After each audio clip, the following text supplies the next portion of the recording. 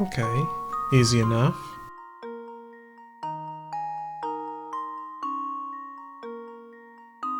Oh, alright. Getting the hang of it. Oh. Ugh. Might have left the starting area. Islands of Insight is an open-world puzzle game, and like most all games, it has a pretty big learning curve. Here, look at this. You start by walking around, stumbling into puzzles, and attempting to solve them, and then eventually you're in a glass maze trying to route the fastest way to hit all 8 orbs, and that's not actually that complex. Okay, well, so whenever you see one of these boxes with dots or stars above them, it's going to be a grid-based puzzle. And I love grid-based puzzles! I love Minesweeper, I love Morpsweeper, I love Minesweeper Tetris, I love this insane version of Minesweeper, I love logic grids, I love Picross games, I love 3D Picross games, I hate Sokoban games, I love Sudoku. Heck, I made my own custom puzzle type for my Dungeons & Dragons campaign. It's a grid where you need to press down a number of tiles at the same time to unlock the door. Now the rules aren't explained in-game since it's from an ancient civilization, so figuring out how it works is part of the puzzle. It's great. I'm sure my players agree. In fact, let's hear from him now. He basically has us go through and do a bunch of different, kind of like Minesweeper puzzles, and those are really neat. I enjoy it. Yeah, it's great. So clearly, I know what I'm talking about when it comes to grid puzzles. And Island of Insight's grid puzzles are pretty basic. In every version of them, your job is to color each tile either black or white. That's it. Of course, each puzzle has its own rules. The most basic ones ask you to have a number of connected tiles that are the same color. Of course, we can add some bonus rules to that, like each number's off by 1, or that you can't have tiles in a 2x2 square, but none of them are too crazy. Other versions of the grid ask you to find a pattern, for example, this one, or this one that I keep seeing posted on the subreddit because people aren't ready to count the number of tiles per group. I'd also include the witness-style puzzles that have you look around at your surroundings to find the answer, or at least to find the start of the answer.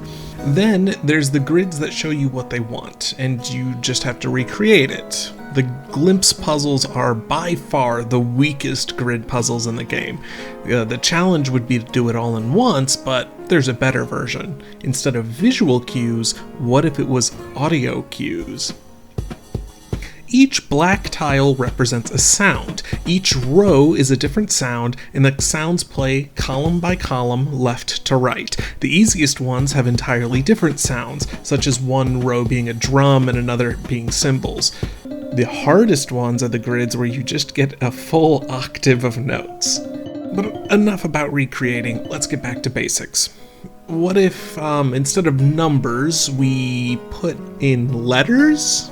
And you have to connect all the instances of the same letter together, kind of like one of those flow puzzles. Okay, well, what if we have a point of origin, and the tiles connected to it have to have rotational symmetry? Well, okay, rotational symmetry might be too hard.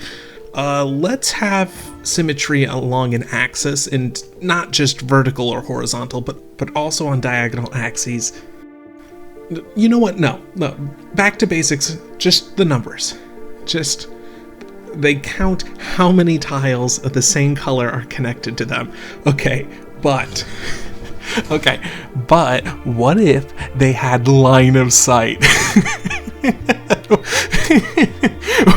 What if, and hear me out here, what if they all counted the opposite colored tiles in front of them?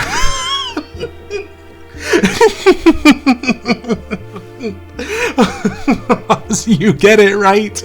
There's all these different grid puzzles in this game, and I love most of them. But thankfully, they don't really mix them together. You can usually find them grouped together. But you see one of those boxes with stars above it. Run.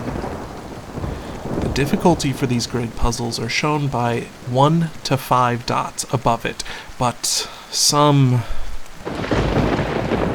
monsters can't be contained in that shell. 1 star? Sure. If you have time, I'm sure you can handle it. But as soon as you pass the line of 3 stars, it's... Oh, God.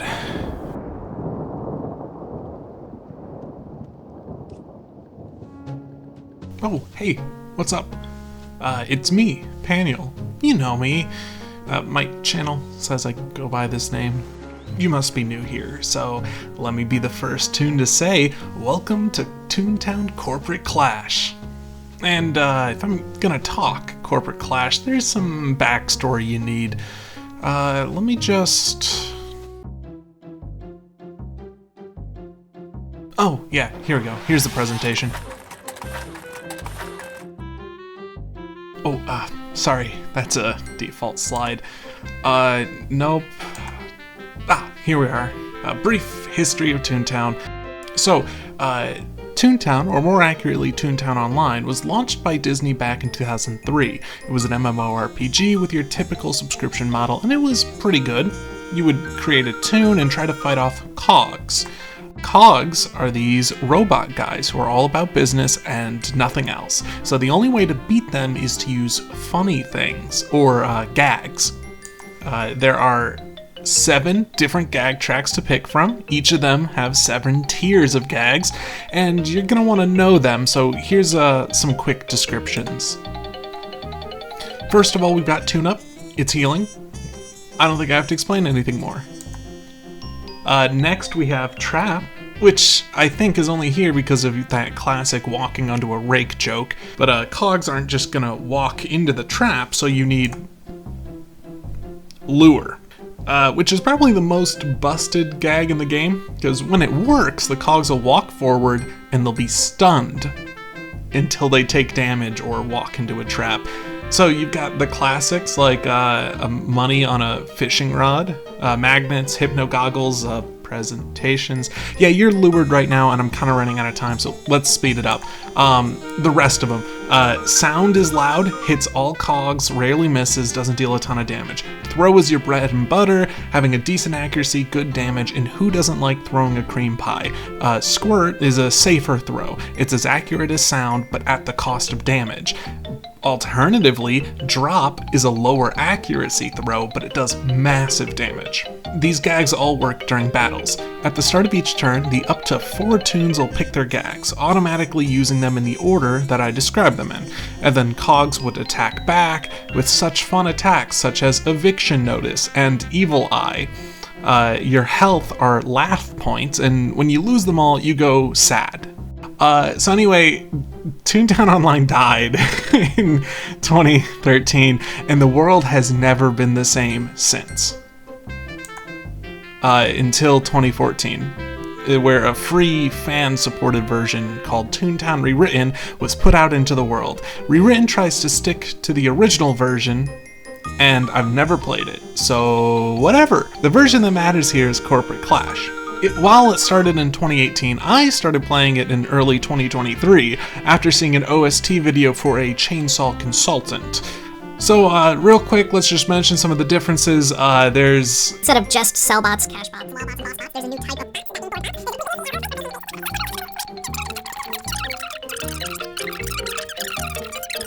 That's enough of me telling you why you should play it. Let's get into why I'm bringing it up.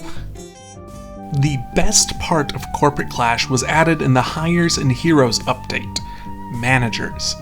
And I hope that one day he'll let me in.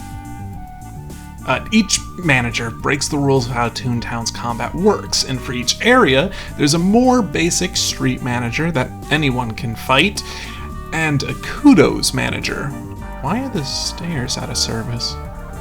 Whatever. In the very first area of Corporate Clash, the street manager is this funky dude. He's the Duck Shuffler. Well, that's his professional name, but I'll call him by his real name, Buck Ruffler. Buck Ruffler, the Duck Shuffler, yeah. Buck is a little funny dude. He loves to gamble, and the password to his company profile on cogs.inc is betting on black. When you fight him, he'll do the thing he loves most, gamble. And spinning the slot machine is his go-to. Depending on how he rolls, you could get a bar, hurting everyone in the fight, or ducks. Faye, that's a great look for you. Turning all the tunes into ducks for the fight, or sevens, healing everyone 7 health. Looks like you've hit the jackpot. Or jelly beans, giving all the tunes 20 jelly beans, which is the currency in this game. Buck's fight isn't really that different from the default, but it's a good start to show you what to expect. While I've failed in the past, I've done one thing right in my life.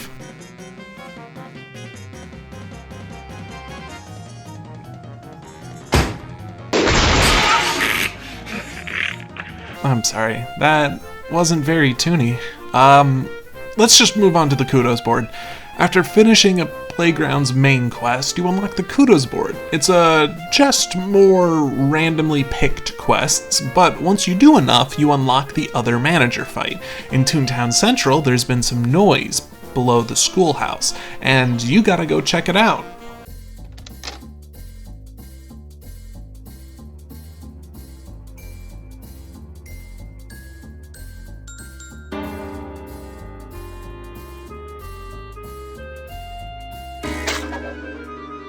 I naturally said that was... What? Oh, goody, a tune. I bet you didn't expect for one of your gags to be used against you. I assume you're looking for a fight, First, let me ask you a question. What is the difference between tunes and suits? Think hard. Intellect. The answer's intellect. You tunes are all brawn and no brains, all bark and no bite. But suits such as myself are smarter than you could ever dream of being. Now come forward. I'll show you what intelligence is truly capable of. This is Prethinker, or Brian. And ooh, wow, he's so smart.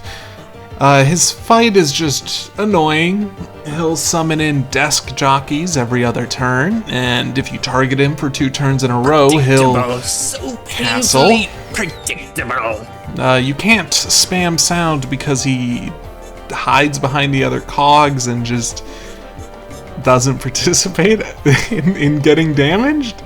And at low enough health... Oh, don't worry, I've thought ahead. There's a extra constant 10 damage every turn. Parry this, you stinking casual. Yeah, impossible, why you...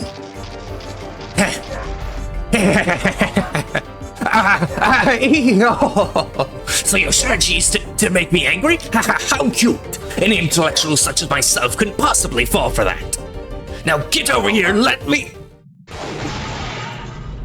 Wait! My brain! My beautiful, luxurious brain! This isn't fair! I demand a rematch! I demand a rematch! How can someone like you outsmart me? It's statistically impossible! God, I need more time to think!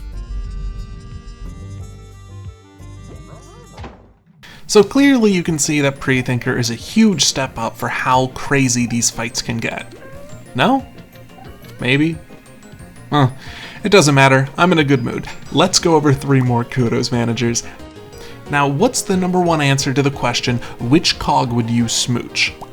On a seemingly unrelated note, there's been some crazy weather patterns happening in Barnacle Boatyard recently, and it seems to originate from the pier behind the lighthouse. It's time to go check it out.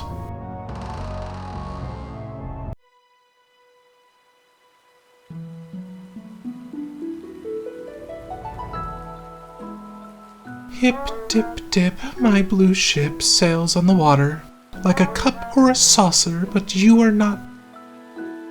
Wait, I have visitors. Oh, hi there. I was just spending some time by myself. Do you know Ip Dip? I can teach it to you.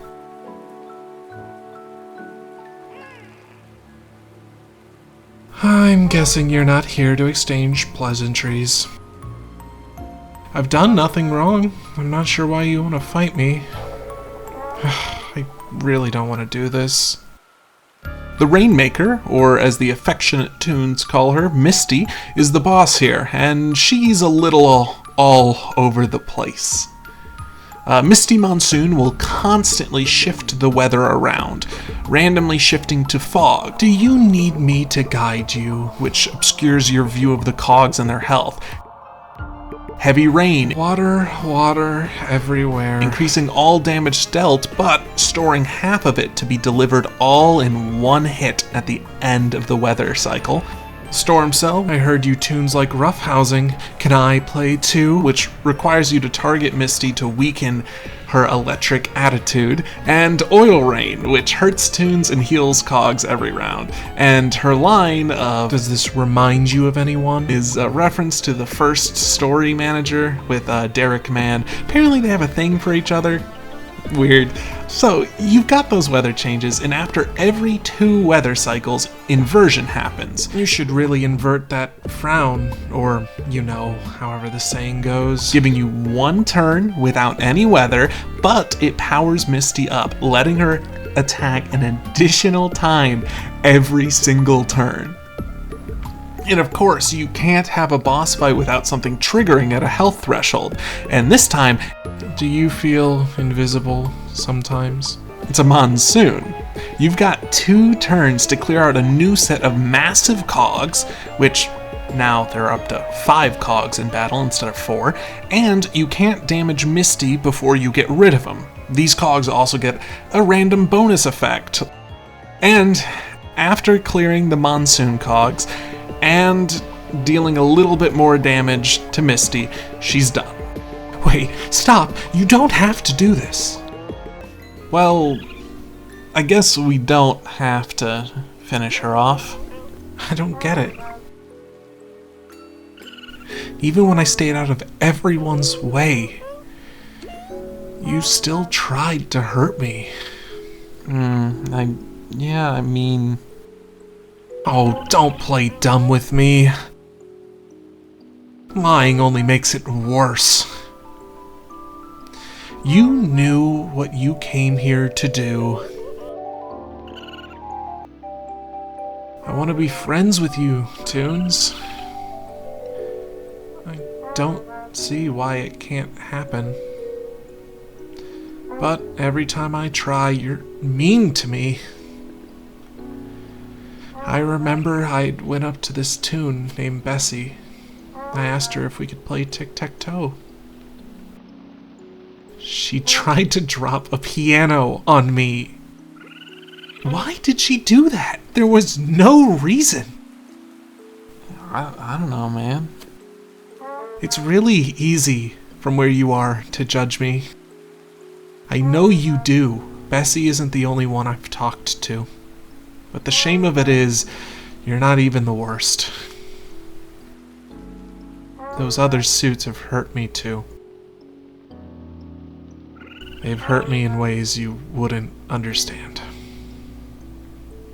Maybe someday I'll share some of that pain with someone like you. So, yeah, that's Misty. She's one of the most popular cogs, and if you look at the sticker you can get for doing this fight, it's reasonable, and the official artworks don't help the case either. But it's time to talk about my personal favorite out of all the kudos managers I've gotten to so far. Daffodil Gardens is the first time things start to get real. This playground is home to the Cellbot headquarters, and while you're fighting through the garden's quest lines, you'll have to assemble a Cellbot suit and go fight the VP.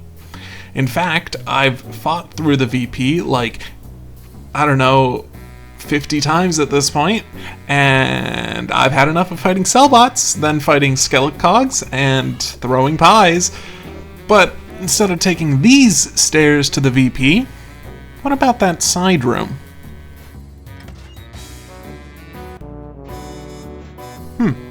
That's a lot of stairs, and the elevator's broken. Okay. Let's just get in there.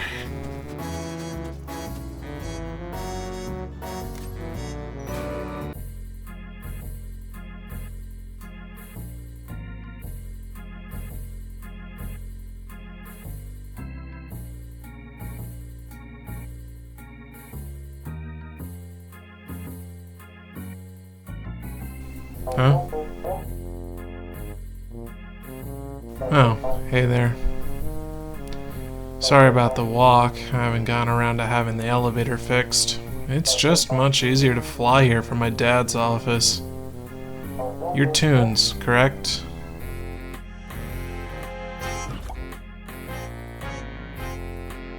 As I thought, cogs don't just show up somewhere uninvited like that.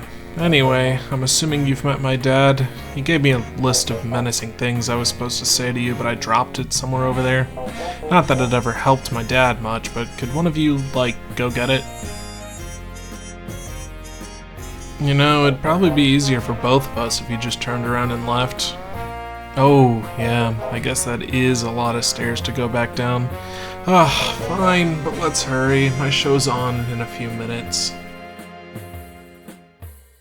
And here we intrude on the multi-slacker, also known as Cathl Ray Toby Bravecog. He's, here.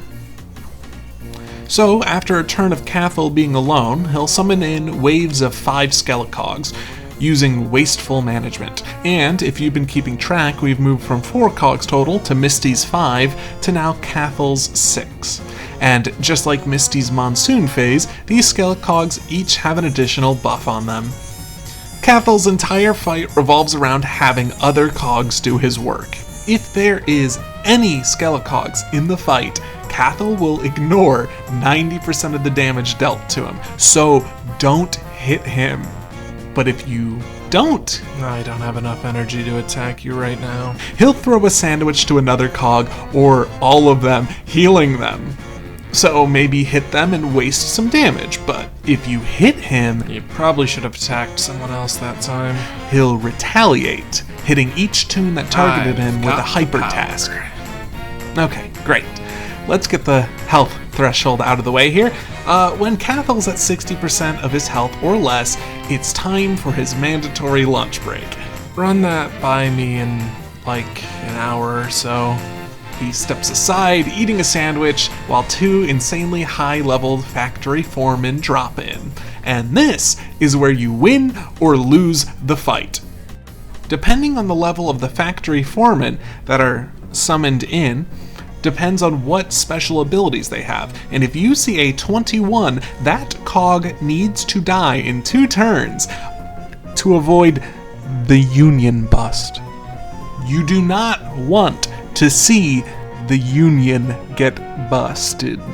And trust me, I've never let the Union get busted. Not once. Not a single time. There hasn't been a single situation in which the Union's been busted and we lost the fight. Anyway. You clear the factory foreman wave. You should be able to finish the rest of the fight. And by finish, I mean Cathl. I'm just gonna be completely honest with you. I find the whole Toons versus Cog thing to be kind of pointless. You show up here, you wreck my dad, and he just gets repaired and keeps going. At the end of the day, we're all just wasting time. And no one's better at wasting time than me. Anyway, my show's on, so you better go. I'd advise you teleport out. There's cameras outside. You get caught in an instant. So, Cathl's nonchalantness about this whole thing makes me love him more. I mean, I hate cogs. Gotta kill him. Gotta kill him. Hate cogs. And oh my cog, do I love nothing more than killing this next man and being a viral sensation. Let's get this show on the road.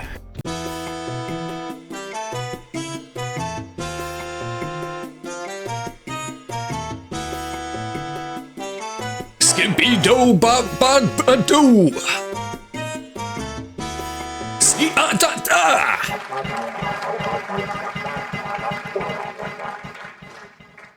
Thanks, babe. That bleedy blast and bop is fresh from the funky factory. That's me. Don't fret, cause the show ain't over yet. There's more of me and my melodious mastery to go around tonight. Speaking of, this next one will really get your toes to tap. Get ready for...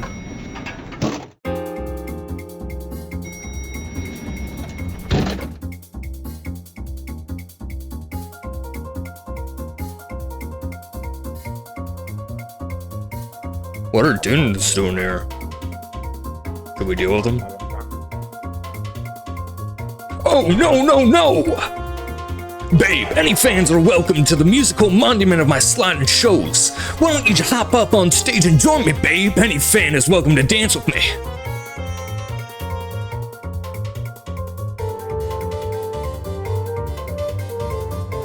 Tonight, you'll be dancing with the rhythm and rhyme ringleader of rumination and razzmatazz, the taxmaster of tune, tempo, and timing, the one and only Dave Brubot.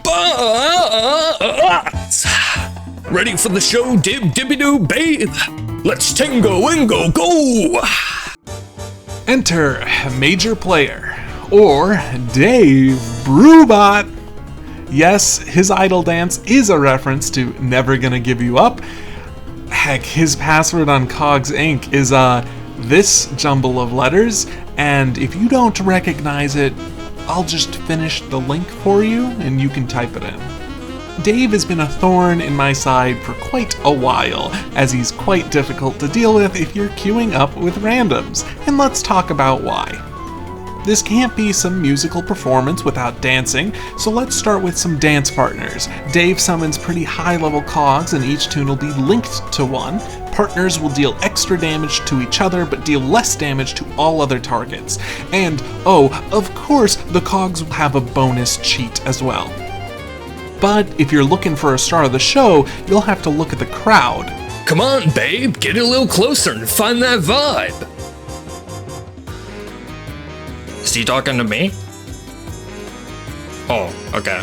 Every other turn, Dave will invite an audience member onto the stage, increasing their health by 425. They'll also deal 30 bonus damage, and that damage increases by 5 for every turn that they are alive.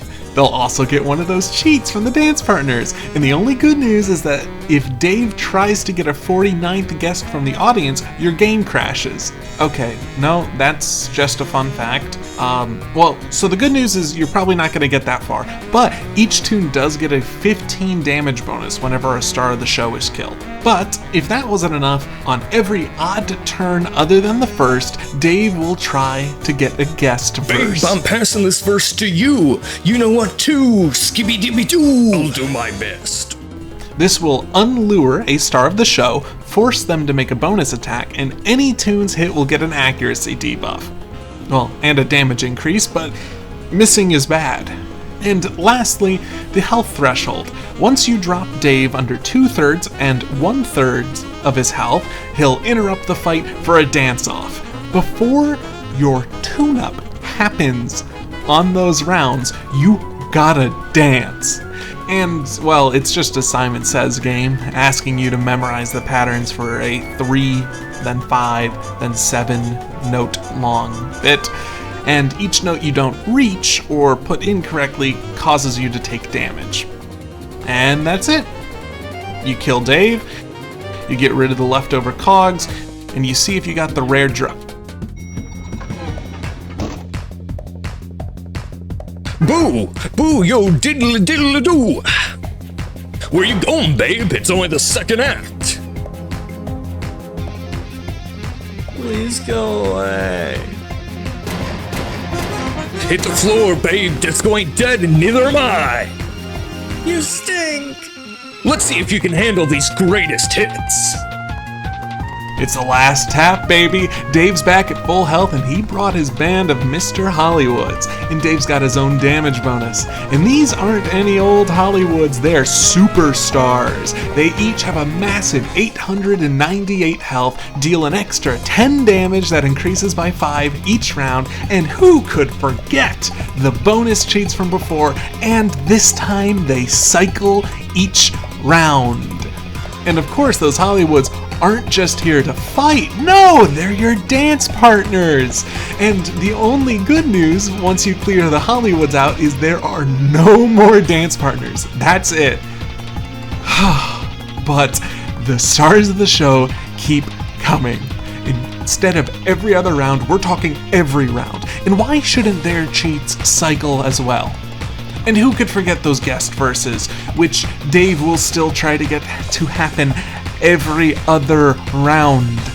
At least for the health threshold, it's only when Dave drops under half health, and you'll get the dancing minigame again. But instead of 3, 5, and 7, it's 4 notes, 6 notes, 24 notes. Don't mess up! Or at least, don't mess up too bad. But, finally, Dave is done. Ring ding ding! Now that's a cooking end if I've ever seen one. There's congregating concerts, crowds clapping, concerto, concentrated concussive chords, and congratulations, babe! Oh, my ski. This night poked a hole in the sky, and I think there's a new star. I do. I played it my way, and babe, your way only made it BD by be better.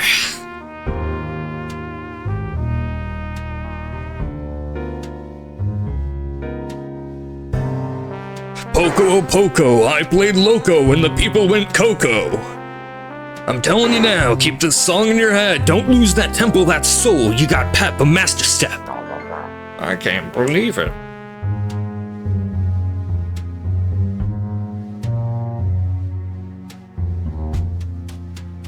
That's all, folks.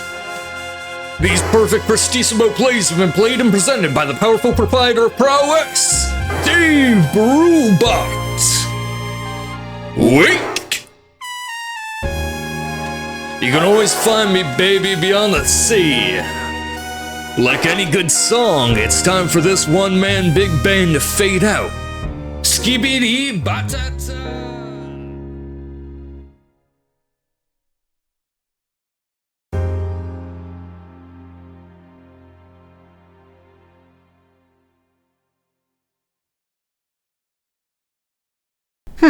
That was weird. Anyways, Toontown Corporate Clashes managers are an excellent example of how crazy the game can get. The combat system is really simple. Normally the only thing cogs can do is damage, leading to really basic strategies of either clearing the cogs out in one round, or using lure to kill only 1 or 2 cogs each round and just stalling the others out, or just killing as many as you can and tanking the rest of the damage. But each manager finds its own way to mess with this system.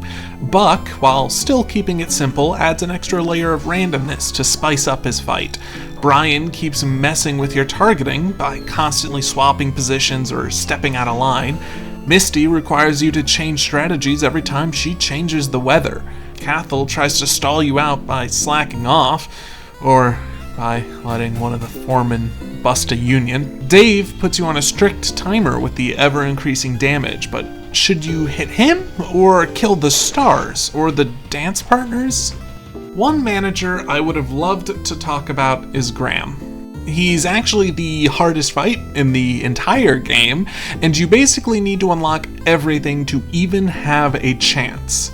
And since I don't have that footage, I'm just going to let you assume what his fight mechanics are. Your only hints is that his name is Graham Ness Pacer. His 2 fight themes are 1998 Toontown Dance Mix, which if you're going to listen to, you want to pick this video, and the Pacer Test. He's also canonically in a gay relationship, if that matters to you. And he does the funny Family Guy death pose. And also he lives at this building, at this address. This is the street you can find him. If you can sneak me in there, let me know. And yes, while my excuse to talk about Corporate Clash is simply simple gameplay getting complex, can I just take a moment to mention how much I love these managers? While only the 6 storyline managers and 8 kudos board managers have actual cutscenes and locations, every single manager just has such good theming to them. I love to see the funny little comics the dev post on Twitter, and every single day I wait for the COG dating sim, because Funny Winston, the public relations representative, is someone I, Pan Gaming, would like to go get oil with. Alright, that's the video. I'm just gonna talk a little bit more. I am a big fan of puzzle games. I really do enjoy Islands of Insight and all of that stuff. So I would recommend that, as well as Corporate Clash. Do be warned, it is still, an MMO RPG, so there's a lot of grinding and stuff there. So if you're up for that, go for it. But I do quite enjoy the game. And they just recently dropped an update, and it's crazy, the new animations everywhere. One thing that I mentioned earlier in the video was the fact that I host some Dungeons and Dragons campaigns. So if you're interested in the puzzles, seeing how those work or how they play out, I believe I've heard tale of a LanCon video where he goes through every single one of them and tries to do them. So maybe check that out. Or if you want to hear me talk about my campaigns and favorite characters for way too long, here's a different video. You're only gonna find them here, so yeah. Anyway, Pan Gaming, signing off.